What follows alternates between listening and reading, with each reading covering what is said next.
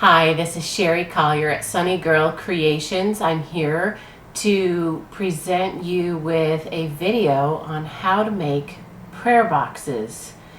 This idea sprang forth from my expressive arts therapy workshops that I do, and the concept behind the prayer box is to create a box that you'll be writing little having little pieces of paper where you've written your prayers on, and you make kind of a special little ritual daily or weekly or however often you would like to do it, of putting a little prayer into your prayer box. And then at the end of the month, when you go through all those prayer requests, it's quite amazing sometimes to see how some of those prayers have been answered.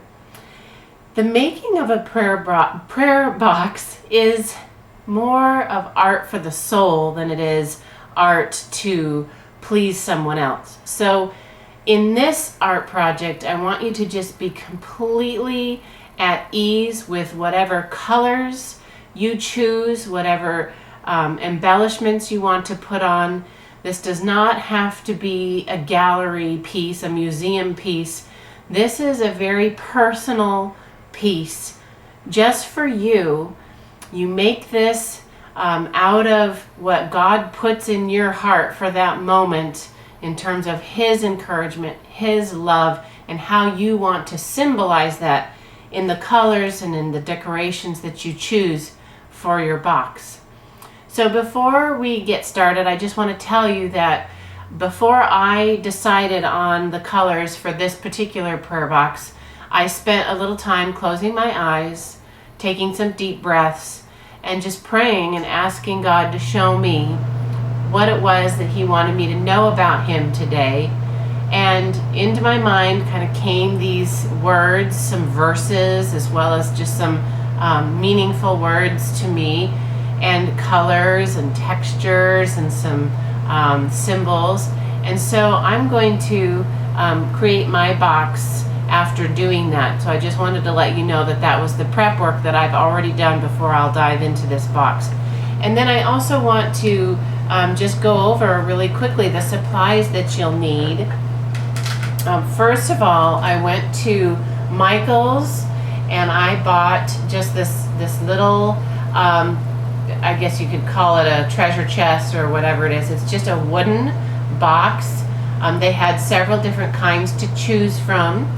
And it has a little clasp in front and hinges in the back, and it opens up and it looks like this. This was perfect for a prayer box, so I chose this. Then I want you to know that before you get started on your prayer box, it's a good idea to put the varnish on first to make the wood more able to receive the paint. So I picked one from Folk Art. It's called a water-based varnish satin finish. It's a protective sealer. It is non-yellowing and it's mar resistant. So I just took a little foam black brush and brushed down both the inside and the outside with the varnish, and I let that dry. So this is all ready to go, this box here. So you'll need some of that on hand. Then you'll need paint brushes. I have an assortment of sizes and types in here. And then I have some acrylic paint. For my colors today, I've chosen baby blue, cerulean blue, silver, and white. And I may add more if I decide to, but so far I think that's the color theme I'm going with. And once the paint is dry, then I go back and I put embellishments on. And in this case today, I'm going to use some of my beads from this little jar. Actually, they're jewels and beads. And then I had this little tiny cross. I don't even know if you can see that. That was an earring, and I simply snipped the earring post off of it, and I'm going to use that on top. You'll see what that looks like up close a little bit later. The other thing that you'll want to have on hand is some glue, and you can start off with a clear gel tacky glue for some of the smaller jewels. And if you have something bigger that you would like to affix to your box, then I suggest you get something really strong. This one is liquid nails for small projects, but there's another one that I have over there. I think it's E6000 or E600 or something like that. Then you'll want to have a cup of water handy for washing your paint brushes, and I have an acrylic paints plastic here to put my paints in. And of course I've spread, in my case I've just cut open an old paper bag and spread it on my table to act as a protector. So that is what you'll need to get started. Now first of all, I'm going to go ahead and I'm going to paint the top of the box white.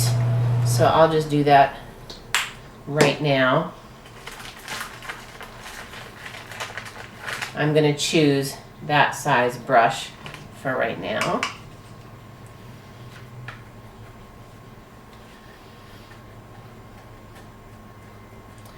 And I chose to do the top of my box white because I'm going to be gluing light blue beads into the inside of this inlay in this box. There's an indentation right in the center, and I thought white would be a nice background for that. So I'm going to start off with the white. Finish that right there. Then the next color that I'm going to put on will be the cerulean blue.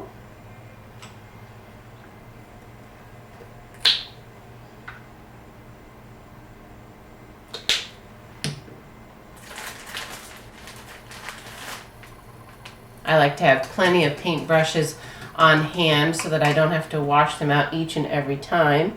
So this one I chose a little bit of a smaller brush because I'm going to be applying it to kind of a narrow area here. And I'll just get this all done in blue.